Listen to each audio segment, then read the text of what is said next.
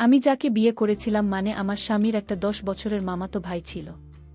সেই 10 বছরের মামাতো ভাইটা আমার দিকে এক অন্যরকম দৃষ্টিতে তাকিয়ে থাকত, যেন আমার কাছে তার কিছু চাওয়া। কিন্তু একদিন হঠাৎ ছেলেটি বলল, আমাকে আপনি স্নান করিয়ে দেবেন। আমি ভাবলাম তার বয়স 10-এর, নিজেই স্নান করতে পারে, কিন্তু আমাকে দিয়ে স্নান করাতে চায় কেন? ছেলেটি কান্না করে বলল, আমার মা থাকলে আমাকে কি স্নান করিয়ে দিত। তার কথা শুনে আমার কিছুটা তার প্রতিমা হলো। কিন্তু স্নান করাতে গিয়ে যে ঘটনাটা মাত্র 10 বছরের ছেলে আমার সাথে ঘটিয়েছিল তা শুনলে আপনার মাথা ঘুরে যাবে। তাহলে শুনুন, গল্পটি বলি। আমার নাম সবিতা। আমার স্বামীর নাম অলি। আমি কিছুদিন যাবত লক্ষ্য করছি আমার রুমে প্রতি রাতে 10 বছরের একটা ছেলে আমার রুমে ঢুকে। সেই কম বয়সী ছেলেটি আমার সাথে কি করতে চায় এবং আমার কাছে কি চায়, কিন্তু আমি চোখ মেলে তাকাতেই আমি আর তাকে দেখতে পাই না। কিন্তু দরজা জানালা তো ভিতর থেকে লাগানো, তাহলেই রুমে কিভাবে আসলো সে? ছেলেটি তখন সেখানেই দাঁড়িয়ে আছে। সবিতা ভাবলোকে ছোট্ট বালকটি আমার রুমে কি করছে। ছবিটা এইভাবে তার পিছনে থাকা বেড সুইচটা অন করে এবং যে সামনে তাকায় দেখে যে তার এখন রুম সম্পূর্ণ খালি, কেউ নেই তার রুমে। কিন্তু একটু আগেই যাকে দেখতে পেল সে কি ছিল তাহলে? ভাবতেই যেন ছবিটা খুব ভয় পেয়ে যায়। তার শরীর ঘামতে থাকে। এটা এমনিতেই শীতের মৌসুম। সঙ্গীতার কপাল বেয়ে ঘাম পড়তে থাকে। সে ভাবেই এটা কোনো ভূতদস্ত। পাশের রুমেই তার বাবা মা ঘুমিয়ে আছে। চিৎকার দিলে হয়তো এখনই উঠে আসবে। কিন্তু সবচেয়ে বড় কথা হচ্ছে, এটা যদি আমার বিভ্রান্তি হয়ে থাকে তাহলে সবাই আমাকে নিয়ে উপহাস করবে। কেননা আমি একজন ডাক্তার। তার কাছে ভূত বলতে কিছুই নেই এখানকার যুগে। আর মাত্র কয়েকদিন পর সে নিজেই নিজের হবু স্বামী অলির সাথে একটা ছোট্ট ক্লিনিক খুলতে যাচ্ছে। বলি, নিজেও একজন ডাক্তার। তাদের প্রেম 2 বছর আগে শুরু হয়েছে, যখন তারা মেডিকেলে 2nd ইয়ারে পড়ে। সবিতা পড়াশোনায় খুবই তীক্ষ্ণ মেধাসম্পন্ন ছিল, কিন্তু ক্লাসের বাইরে সে কারো সাথে একটা কথা বলতো না। সব সময় যেন মনমরা হয়ে থাকত। কিন্তু অলি মনে মনে সুবিধাকে খুব ভালোবাসত। যদিও অনেকবার সবিতা অনেকে রিজেক্ট করে দিয়েছিল, কিন্তু অলিও ছিল নাছোড়বান্দা। সবিতাকে ভালোবেসে যাচ্ছিল। ফলশ্রুতিতে সব গল্পের শেষের মতো এক সময় সবিতা অলির কাছে হেরে যায়। এদিকে বর্তমানে সবিতা রুমে কাউকে না পেয়ে কিছুটা হতভম্ব হয়ে যায়। তাই এতক্ষণ ভাবনার জগতে ডুবেছিল। তার ভাবনার বিচ্ছেদ ঘটে। একটা অদ্ভুত রকমের বিড়ালের আওয়াজ। বলে রাখা ভালো, এই বিড়ালটা 10 বছরের ছেলেটি আমার রুমে বিড়াল ছেড়ে দিয়েছিল আমাকে হয়তো ভয় দেখানোর জন্য। এর মাধ্যমে ঘাড় ঘুরিয়ে একটু নিচে তাকাতেই দেখল কালো রঙের একটা বিশাল ছবি তার দিকে তাকিয়ে আছে। সবিতা বুঝতে পারছিল কিছুটা, এটা 10 বছরের ছেলে কাজ। কিন্তু কেন সে আমার সাথে এরকম ভয় দেখানোর চেষ্টা করে? অবশ্যই এর পিছনে কোনো রহস্য আছে। আমি ভয় পেয়ে গেলাম বিড়ালটি দেখে। আমি ভয় পেয়ে দূরে মা বাবাকে পাওয়ায় 2 হাত দিয়ে জড়িয়ে ধরি আমি। না কি হয়েছে জানতে চাইলে আমি সব কিছু বলি। মা বাবা দুইজনই সবিতা রুম দেখার জন্য আসে, কিন্তু তারা সেই ছেলেটি কিংবা সেই বিড়ালটি কোনটিকে খুঁজে পায় না। জানালাও লাগানো। তাই তারা এক প্রকার নিশ্চিত হয়ে যায় যে তাদের মেয়ে দুঃস্বপ্ন দেখেছে। মা বাবা আমাকে বুঝিয়ে চলে গেল। রুমে শুধু বসে রইলাম আমি। চারদিকে আবার নিজের 2 চোখ বুলিয়ে নীল মন্দির সবকিছু দেখতে লাগল। সবিতা নিজেও বুঝে নিল যে এটা শুধু তার দুঃস্বপ্ন ছাড়া কিছুই ছিল না।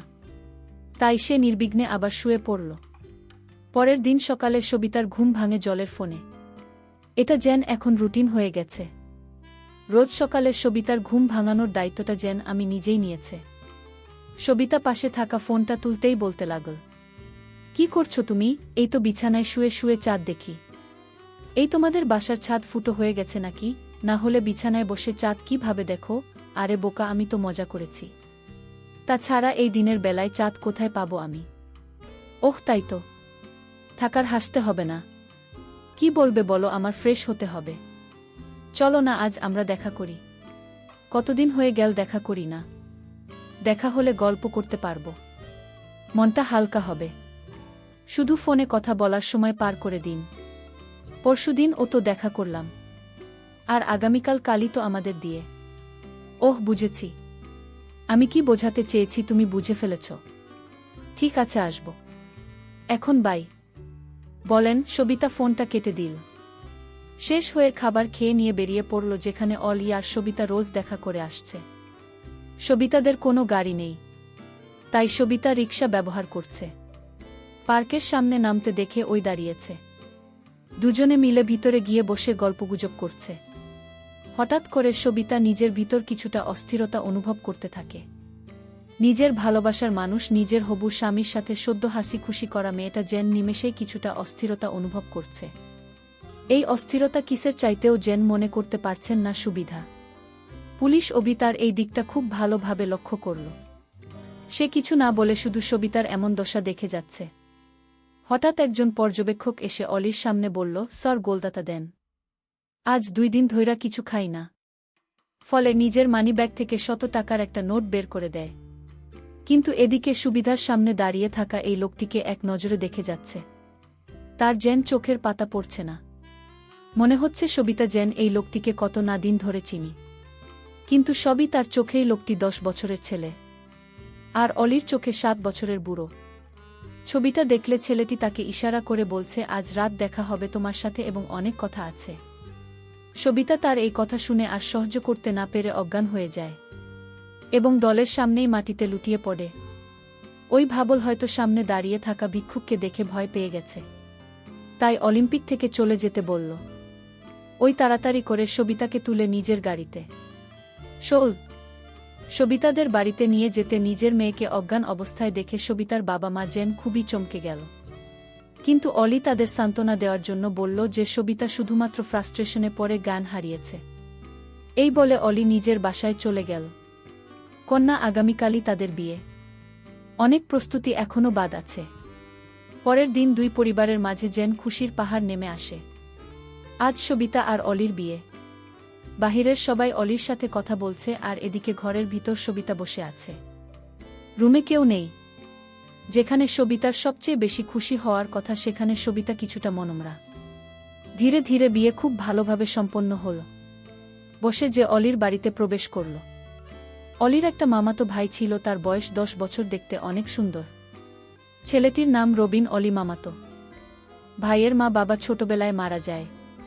তার আপন বলতে পৃথিবীতে কেউ ছিল না, আর তাই উনি তাকে নিজের বাড়িতে এনে স্কুলে ভর্তি করে দেয়। আর তখন থেকেই অলির মামাতো ভাই তাদের বাসায় থাকে। যাই হোক, আমি যেদিন অলির ঘরে বসে গেলাম তখন দেখতে পেলাম 10 বছরের ছেলেটি রবিনকে আমি দেখে অবাক হয়ে গেলাম। আমার রুমে যে ছেলেটিকে দেখতে পেতাম ঠিক রবির মতো। আমার মনে হচ্ছে এই ছেলেটি আমার রুমে যেত, কিন্তু কেন যেন তার মন্তব্য আমি বুঝতে পারিনি। একদিন ঠিকই বুঝতে পেরেছিলাম, সেটা আবার অনেক কৌশলে। এই বিষয়টা পরে বলছি। আমি তখন ছেলেটিকে দেখে আমি তাকে ডাক দিলাম, রবি তুমি আমার কাছে আসো, তোমার সাথে আমার কথা আছে। আমি দাঁত দেওয়ার সাথে সাথে সে আমার কাছে চলে আসলো। আমি তাকে জিজ্ঞেস করলাম, তুমি কতদিন ধরে এই বাড়িতে আছো? সে বলল, আমার বয়স যখন 5 তখন থেকেই আমি বাড়িতে আছি। তোমার মামাতো ভাই মানে অলির সাথে যে আমার প্রেম ছিল সেটা তুমি কি জানতে? সে বলল, অলিভ আয়ার আর তোমার যেদিন প্রথম সাক্ষাৎ করো এবং ভাইয়া যেদিন তোমার সাথে ফোনালাপ করে তখন আমি সব শুনতাম। তোমাদের প্রেম সম্পর্কে সব জানতাম আগে থেকেই। আমি তার কথা শুনে অবাক হয়ে গেছি। তাহলে কি এই ছেলেই আমার রুমে রাতে যেত? কিন্তু কেন যেত এর কিছুই আমি জানতাম না। তবে কেন যেত এটা আমার জানতে হবে। কিছুদিন পরের কথা, আমি যখন বাথরুমে স্নান করতে যাই তখন এই বাচ্চা ছেলেটিকে আমি বাথরুমে দেখতে পাই। আমি যেদিকে যাই শুধু তাকেই দেখতে পাই। কেন সে আমাকে ফলো করে? আমার কাছে কি চায়? ছেলেটি আমার দিকে বাজে দৃষ্টিতে তাকিয়ে থাকত। আমি তাকে জিজ্ঞেস করলাম, তুমি এভাবে তাকিয়ে কি দেখছো? সে বলল, আমি কিছুই দেখি না, তবে তোমার প্রতি আমার কেন এত মায়া লাগে জানি না। আমার ইচ্ছা করে 24 ঘন্টা তোমার দিকে তাকিয়ে থাকি। আমি বললাম, কি বলছো তুমি? তোমার কি মাথা ঠিক আছে? সে বলল, আমার মাথা ঠিক আছে, তোমার মাথায় সমস্যা আছে। আমি তার প্রতিটি কথা শুনে আমার অবাক লাগত। সে আমার সাথে অদ্ভুত কথা বলতো যেটা বড় মানুষও বলতে পারত না। বিয়ের প্রায় আমাদের 6 মাস হয়ে গেল। এদিকে আমার স্বামী আমাকে বলল, আমাদের একটা ক্লিনিক রেখেছিলাম, সে বিষয়ে কথা বলতে বা কনফার্ম করতে তার ঢাকা যেতে হবে কিছুদিনের জন্য। পরের দিন আমার স্বামী চলে গেল ঢাকায়। আমি বাসায় একা। আমার শ্বশুর বাড়িতে ছিল শুধু। আমার শাশুড়ি মা অনেক আগেই মারা গিয়েছিল। তারপর রাতের খাবার খেয়ে আমি আমার রুমে ঘুমাতে গেলাম। রাতের মাঝামাঝি সময়ে আমার ঘরে আমি কারো হাঁটার শব্দ শুনতে পেলাম এবং আমি আমার নিজের বাড়িতে যে বিড়ালটা ছিল সেই বিড়ালটা আমার রুমে দেখতে পেলাম। আমি ভয় পেয়ে কান্না করতে লাগলাম। হঠাৎ করে দরজাটা খুলে 10 বছরের ছেলেটি আমার কাছে এসে বলল, "কি হয়েছে আপনার, কোনো সমস্যা হয়েছে কি আপনার?" আমি বললাম, "আমাদের বাড়িতেই বিড়ালটাকে আমি দেখতে পেতাম।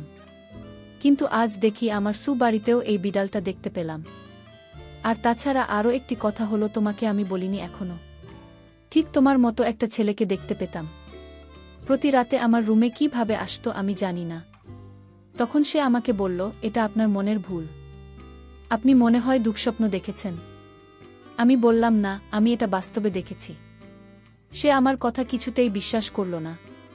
এর পরের দিন আমি স্নান করতে গেলাম। তখন ছেলেটি আমাকে বলল, "আমায় একটা কথা লাগবে।" আমি বললাম, "কি কথা?" সে বলল, "আমার মা আমাকে গোসল করে দিতে, নিজে হাতে খেতে দিত। আমি আজ 4 বছর যাবত সেই স্নেহ থেকে বঞ্চিত।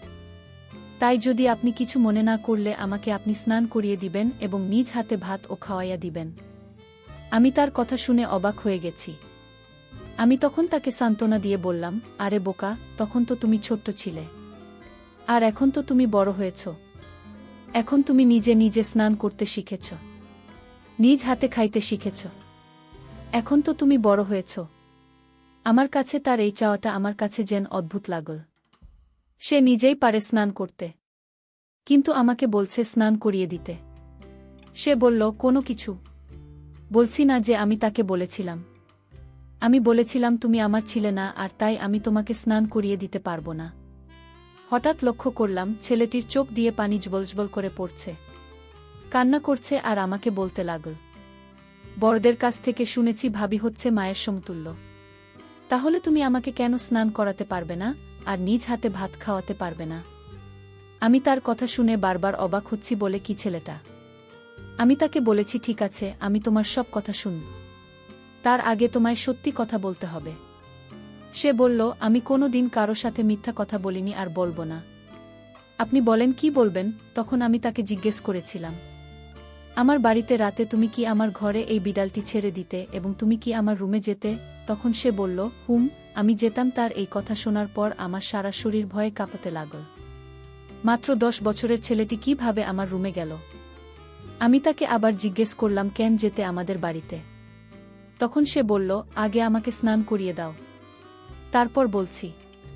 তার আগে আমি কিছুই বলবো না। তার একটাই কথা, তাকে স্নান করিয়ে দিতে হবে। আমি তাকে সন্দেহ করতে লাগলাম আর ভয় করতাম, কারণ তার যে কোনো উদ্দেশ্য আছে। আমি মনে মনে একটা সিদ্ধান্ত নিলাম তাকে পরীক্ষা করার জন্য। আমি তার মনের উদ্দেশ্যটা জানার জন্য আমি তাকে স্নান করাতে রাজি হলাম। আমি তাকে স্নান করাতে নিয়ে গেলাম।